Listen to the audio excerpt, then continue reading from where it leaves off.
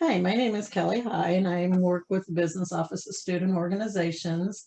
Today, we're going to do a brief overview on how to create an e-commerce storefront item.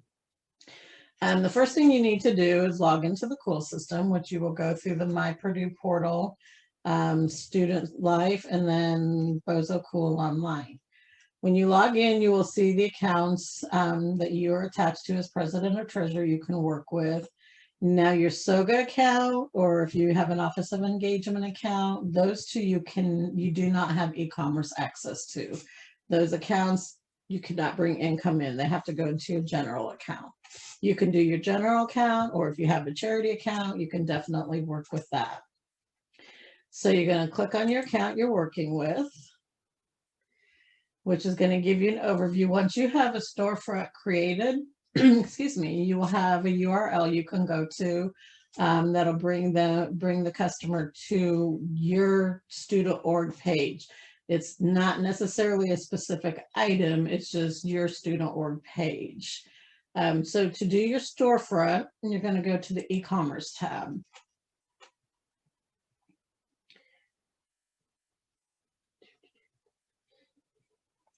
So orders in process, these are if somebody has done an order, you will see that there. So once you have your storefront item out there, the customer goes out there and they pay their dues, they pay for their shirt, whatever it is you have out on the storefront, it's going to show up here in orders in process.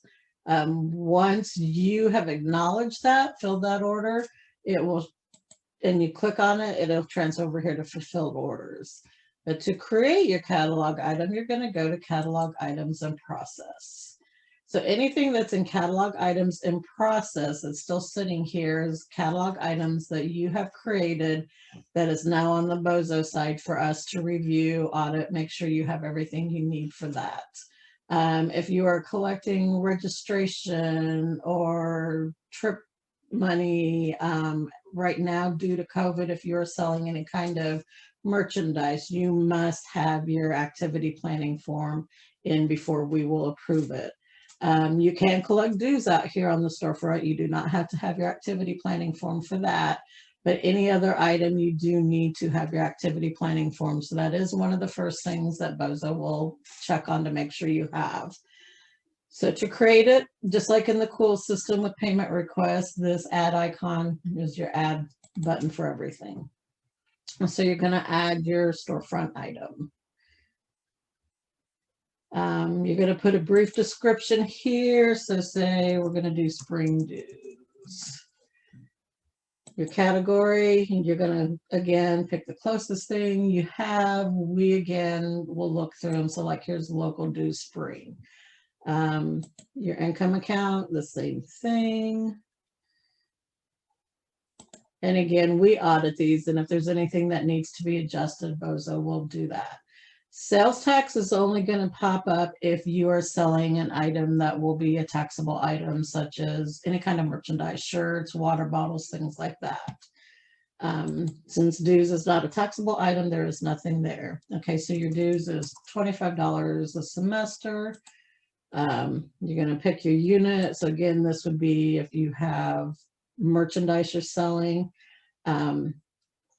Shipping you can do, again, if you're doing merchandise, you as a student organization have to do the actual pricing on that. What's it going to cost for you to box your item, to ship it, and then you can assess the shipping cost if that's what you choose to do. Again, with dues, we don't have to worry about that.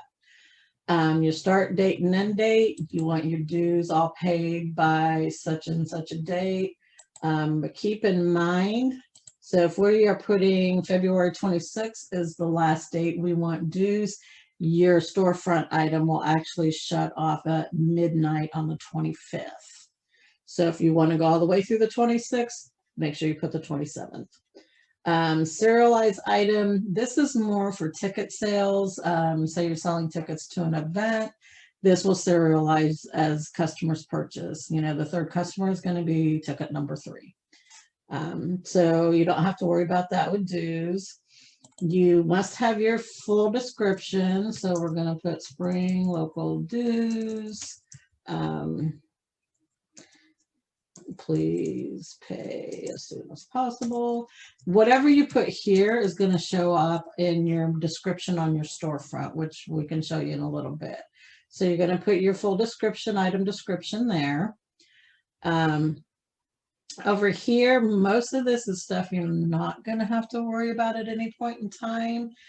Members only area, if you want to limit it to members only, you can. It's quite a bit more of a process for the individual to get on there and pay it. And for you, personally, if somebody's not a member, they're probably not going to pay dues for a club they're not a member in. But if you do members only, when the customer goes out there to pay their dues, they're going to have to request a membership. You'll get a notification along on that. You have to approve it. Then they can go back in and purchase it. So it's there if you want it, but it is something that makes it a little bit more entailed to do this. You can limit your purchase of items. Some people clubs will do this, especially on trips. If you can only buy one ticket for the bus, whatever. Most of the time, this is not something you really have to worry about either, but you can limit your purchase order per person, your ticket number. Again, if you have merchandise, you can check this where you can allow your item to be picked up. Since this is dues, it just automatically says nothing to pick up. So allow item to pick up, and you can put a time and location. If you're selling shirts, pick up at Marriott Hall on Tuesday, whatever your pickup times. Again, right now we do need activity forms for this due to COVID. We need to know how you're going to handle the pickup. This note section is another just individual line that's going to show up on the storefront, and I can show you that when we get that. Internal notes, this is just for your organization if there's something you want to remind yourself of. So you get this information all filled in and you click continue. This takes you to your second page, which has already kept all this stuff. All your information you have out here. Now this, I always recommend you do not have to have an image on your storefront, but especially if you are selling merchandise or anything along that lines, I highly recommend some kind of image. It's a marketing tool. If you're trying to sell a t-shirt for your organization, you want a picture of that t-shirt out there so customers know what they are purchasing. So you can go out here and you can pull your image in. It must be JPEG or PDF. So make sure you have that, and then this will attach to your storefront item. Inventory, you do not need to do when you're doing dues, but again, if you are selling merchandise, you're selling shirts, whatever the case may be, you can create your inventory. Again, this is just going to be this add icon. So say you're selling shirts and you have 5 different sizes, you can go out here and put small, medium, large, extra large. If you already have the shirts in stock, you want to put how many you have, like you have 10 small. That way, if I'm customer number 11 and go out there and I want to purchase a small t-shirt, it's not going to show that it's available because you do not have it in stock. Previously, you could not do pre-orders on the storefront, but you can now, as long as in this description you clearly identify this is a pre-order and your merchandise will be available for pickup or ship out by a specific date. You have to give the customer that information, which again, then your inventory can come in very handy, because if you're doing like shirts, you can still do this, but your small, medium, large, but your sales limit, you're going to put like 100. So as your orders come in, you can pull that information, you can export all that and know, I need 22 medium shirts, I need 15 large shirts. This will track what you need. Once you are all done, you have everything in here you need. Let's see, let me delete this.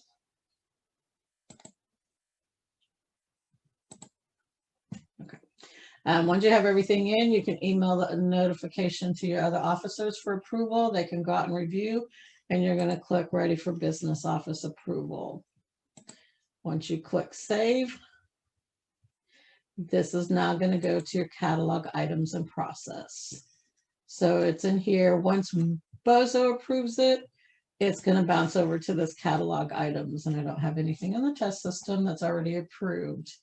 Once BOSO has approved your storefront item, you do not have access to edit anything. The only thing, I take that back, you can edit your end date, but if you want to go in and say you're selling t-shirts and you just want to get rid of the last 10 and you want to drop the price, you cannot do it. You would have to contact us. We can unapprove it temporarily. You can go in and make your adjustments, and then we can put it back out on the storefront. So again, as your items come in, you're going to receive an email that says Kelly ordered a medium t-shirt. So you'll receive an email. It's going to show up here in orders in process. And again, I don't have anything in the test to show you. Once you have orders in process, it's going to show the name, and about halfway across it's going to say acknowledge order. You click on that and it's going to go to your fulfilled orders. All this information can be exported. So especially when we get back to where we can do like 5Ks, things like that, where you're doing registration and everybody's paid online, you can export that information to a spreadsheet. Day of the event, you check off, yes, they paid, no, you didn't pay. So you do have a really good tracking attachment on that. Shopping cart, this is just, it's going to show you people that have created a shopping cart. Maybe they haven't checked out yet. So it's just some information you can follow. If you did do a members only, you're going to receive your members requests in here. You go in and you can acknowledge it. But again, it's just, this is just a little bit more work than what most people want to do. So your storefront, let me see if I can get this URL to work from the, probably not. Your storefront item, again, when you share this URL, it's going to take you to the storefront, to the e-commerce storefront, to your organization's page. So if you have multiple items out on the storefront, it's just going to take you to your organization page. The customer can click on that. Then it's going to bring up a screen of everything you have out on the storefront. So if you have dues and merchandise registration, it'll show everything, and then they can go in and choose whatever they want. Let me see if I can pull up the storefront. Okay, so the URL we had on the storefront on your e-commerce page is going to bring you to a page just like this. So we had Big Brothers Big Sisters, so it's going to take you, like I said, it's going to land the customer on the Big Brothers Big Sisters site. They don't have anything from the test site right now that would show, but it say if you had dues, it's going to show local dues, it's going to show merchandise. But to back up with my logo and all that, this is what I mean. I mean, you just have your name. It's not going to draw your attention. If you have a logo, if you have some kind of image, it's going to pull that information. It's going to be a marketing tool to get you to your site. Customers can also go out and just search by your organization. If they just go directly to the Too Cool storefront, so here they can go to anything actuarial club. But like I said, this is what I mean by having some kind of image, some kind of something that pulls your customer's attention. They can also search by category. They know they want to pay for local spring dues, so they pull that up, and it's going to show all clubs that have pending local spring dues. So there's different ways customers can get to their items out there, but most of them are going to work with that URL because you are providing them with that to pay for whatever it is you have out on the storefront. The easiest way to get to the storefront directly, if you don't have the URL, is just through the BOSO website, which is purdue.edu/BOSO. Once your item, that end date that you put on your storefront item is over, it's not going to show up on the storefront. So your sale will be over, and if you decide you want to extend that, you just need to contact the BOSO office. And we can, again, unapprove it temporarily so you can go out and make any adjustments you need to do. This is settled. Your storefront purchases are settled every day. So you, again, you will receive an email from anybody that purchases anything through the e-commerce site on behalf of your organization. And then every morning, the BOSO staff goes in and they settle the e-commerce site, and it gets directly deposited to your student organization accounts. So it's an automatic payment. When customers are out here and they go through the payment portal, they do go through TouchNet, which is how you pay your tuition. So it is a safe site. And we do not, BOSO does not get that order confirmation until that card has been charged. So you do not have the chance of acknowledging somebody's payment, giving them merchandise, and then that payment coming back being rejected. It's an automatic, we don't receive it until the card has been approved. So again, that is how you do a storefront item. If you have questions or get stuck on anything, anybody in the BOSO office can help you. You can come in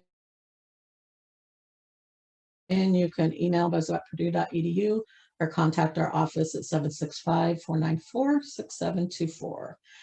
Thank you, and I hope this all works out great for you.